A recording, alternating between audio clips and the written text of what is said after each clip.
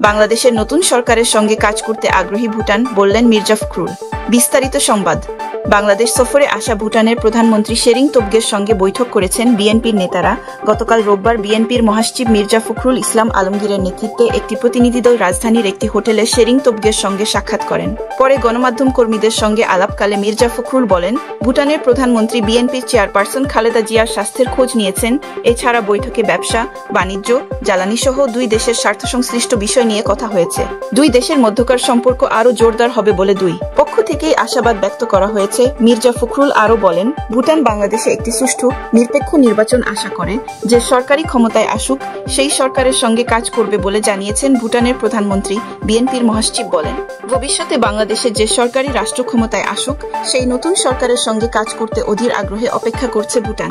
বাংলাদেশের পক্ষ থেকে কৃষি, শিল্প, গার্মেন্টস, স্বাস্থ্য, অবকাঠামো উন্নয়নে ভুটানের সহায়তা অব্যাহত রাখার প্রতিশ্রুতি দেওয়া হয়েছে।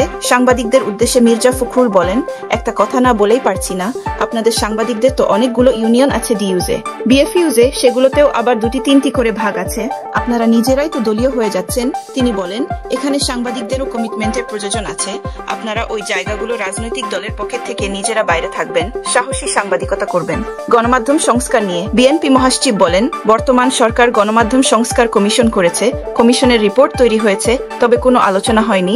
পরবর্তীকালে যা-ই হোক, আমরা যদি সরকার পরিচালনার দায়িত্ব জনগণের মাধ্যমে পাই তাহলে নিঃসন্দেহে এটিকে অগ্রাধিকার ভিত্তিতে দেখব। গণমাধ্যম সংস্কার নিয়ে বিএনপি মহাসচিব বলেন, বর্তমান সরকার গণমাধ্যম সংস্কার কমিশন করেছে। কমিশনের রিপোর্ট তৈরি হয়েছে, তবে কোনো আলোচনা হয়নি। পরবর্তীকালে যাই হোক, আমরা যদি সরকার পরিচালনার দায়িত্ব জনগণের মাধ্যমে পাই তাহলে নিঃসন্দেহে এটিকে অগ্রাধিকার ভিত্তিতে দেখব। মির্জা ফখরুল বলেন, আমাদের অঙ্গীকার খুব পরিষ্কার। আপনারা দেখেছেন, আমরা 31 দফায় খুব পরিষ্কার করেই বলেছি যে আমরা একটা স্বাধীন গণমাধ্যম দেখতে চাই এবং আমরা সেটাকে তৈরি করতে চাই।